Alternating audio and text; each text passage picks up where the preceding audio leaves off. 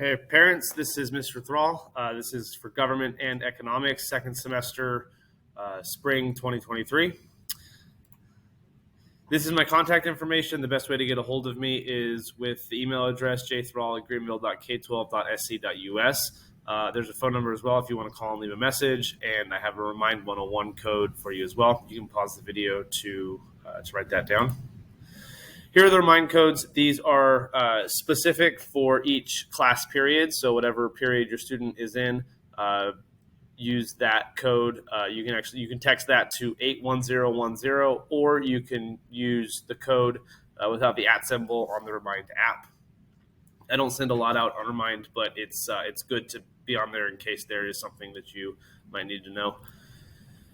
Here's the late work policy for honors classes. Anyways, it's 40%. So late work is 10% off per day for 5 days, and then 0 credit awarded after 5 days. But for major grades, it's the same, except after the 5 days, it becomes 50%, and that's the same for all honors classes in the school. In terms of the breakdown between major grades and minor grades, that's 40% for minor grades, 60% for major grades. That's the same for all the social studies classes in the school. And minor grades would include assignments, class participation, quizzes. Major grade would be tests and projects, things like that. For CP, the minor grade, major grade breakdown is the same. 40% for minor, 60% for major. And then the late work policy, 10% off per day for 4 days late. 60% have turned in by the end of the unit, 50% have turned in after the unit, and then for major grades, it's the same as it is for minor grades.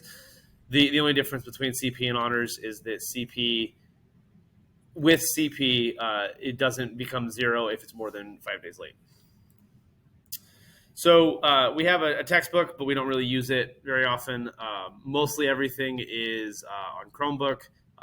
We mostly do everything on Google Classroom. In fact, I haven't done anything not on Google Classroom yet this semester.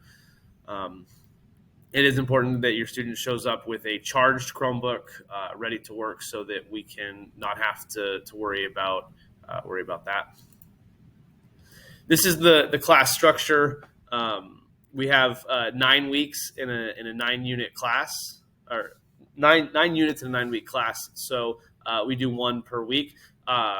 We start with media and fake news, and I start with that because I want to make sure that they are able to interface with news while we are talking about other things. I don't want them to be fooled by things. I want them to be able to identify bias and misinformation, and so we do that one very first. Unit 2 is Foundations in Democracy. That's just the beginning of our system and our government, and why the Constitution looks the way it does.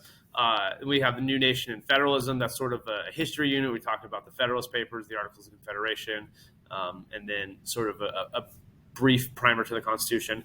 And I like to think of units 1, 2, and 3 as Section 1. And then Section 2 would be units 4, 5, and 6. That'd be legislative branch, that's Congress. Executive branch, that's the president and the federal bureaucracy. Unit 6 is judicial branch and civil liberties. And that'd be Section 2. And then Section 3 is more of the political stuff. We have Unit 7 is political parties and ideologies. What is the difference between conservatism and progressivism? What's a Republican? What's a Democrat? Then Unit 8 is elections. We talk about how the election process works in the United States, how it works on a state-by-state basis, what's the Electoral College, things like that. And then Unit 9 is civil rights. We will take an exam for this class.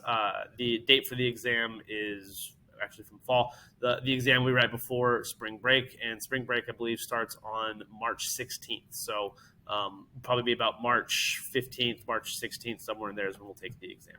So that is Gov. I'm Mr. Thrall.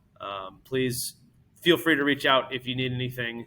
And I look forward to